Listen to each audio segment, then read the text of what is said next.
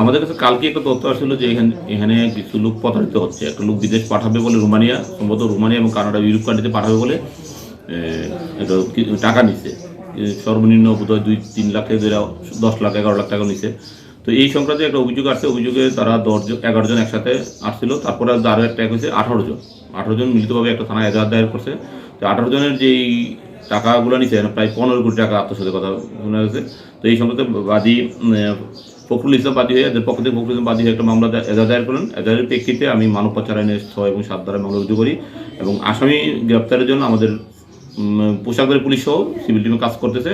আশা করি আমরা আসামিকে ধরতে পারবো এবং আসামি যাতে দেশের বাইরে না যেতে পারে, এটা আমাদের উদ্যোগ কর্তৃপক্ষের সাথে আলোচনা করে ওখানে আমাদের চিঠি প্রেরণের ব্যবস্থা করা হচ্ছে। মামলা আসামির সংখ্যা করা হয়েছে 3 জন।